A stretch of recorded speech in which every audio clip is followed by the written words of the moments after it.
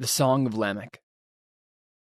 In Genesis 4:23 and 24, we have a brief, vivid glimpse and revelation of the psychology of a depraved man. It has been observed with respect to the doctrine of total depravity that total depravity does not mean absolute depravity, nor does it imply that anyone in this life is so bad that he could not become worse.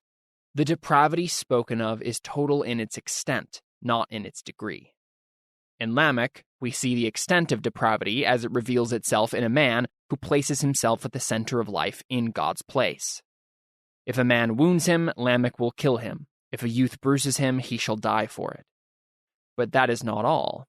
As Leupold points out, Lamech remembers the sentence and the divine promise to his ancestor. On this he builds up.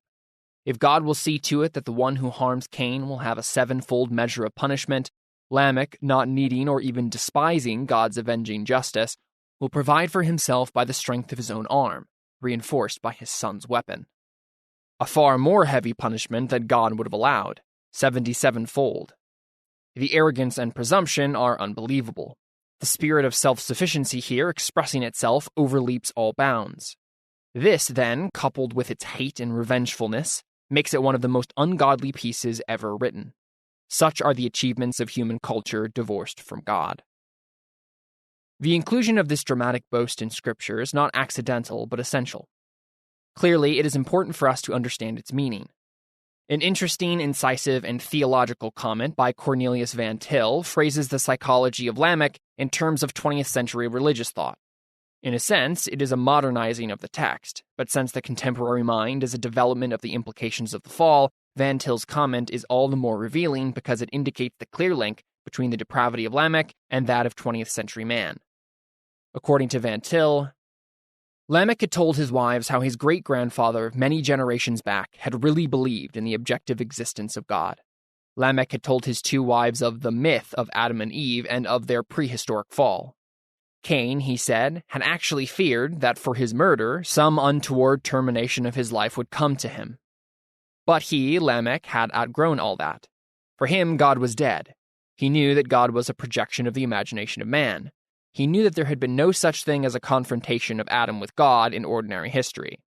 And he knew that the threats which Cain feared were purely subjective and could be cured by psychotherapy. The idea of a future punishment for murder and adultery must be taken cum grano. We have now a new morality and a situation ethics.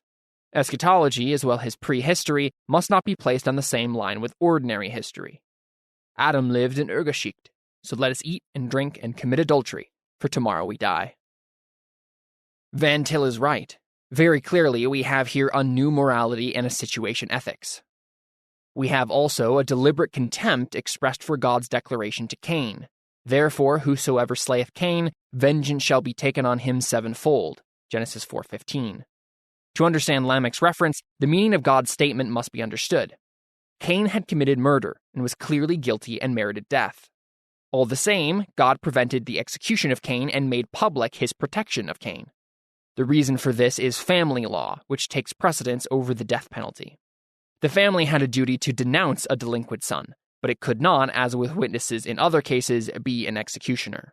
Deuteronomy 21:18-21. The power of the family does not extend to the death penalty. As the cradle, nursery, and school of life, its function is restricted to the discipline of life. The death penalty is the function of the state.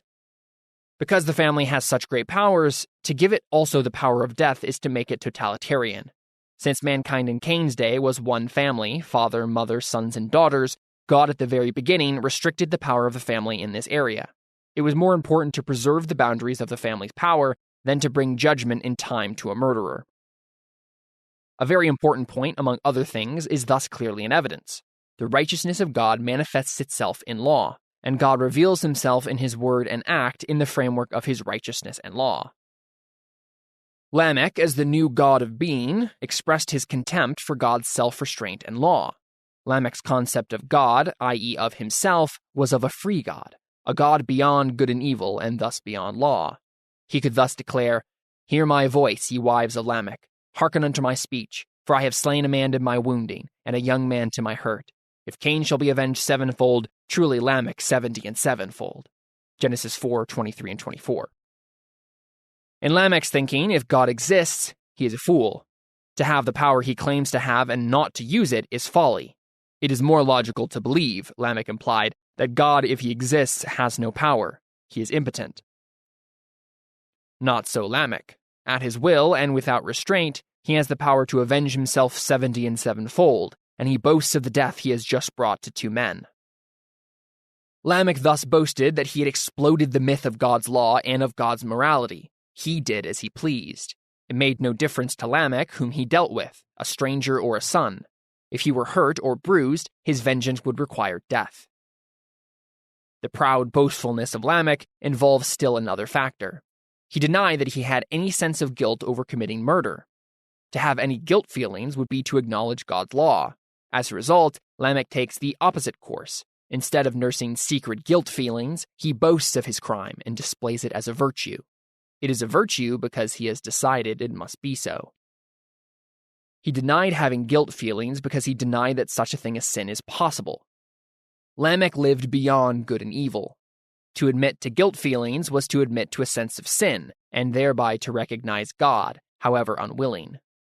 This Lamech refused to do. Rather, he called attention to his murders, and boasted of them as a way of declaring his independence from God's law. To deny guilt feelings and to deny the fact of sin is essentially to deny God, and this precisely is what Lamech did. Whatever God might be, Lamech regarded as impotent or irrelevant. Lamech made the law as it suited him, and it suited him to express his radical contempt for God and God's law. This leads to an obvious conclusion. Because the biblical view of man is not dualistic, i.e., man is not made up of 2 alien substances, but is a unity created by God, there is thus a basic unity of mind and body, thought and act.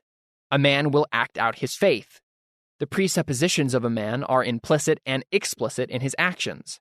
Lamech's words and acts were revelatory of his thoughts, even as ours are. An old saying has it that murder will out. More accurately, a man's thoughts will come out in acts as well as words. History, therefore, does not stand still. Solomon said of man, "For as he thinketh in his heart, so is he," Proverbs 23:7.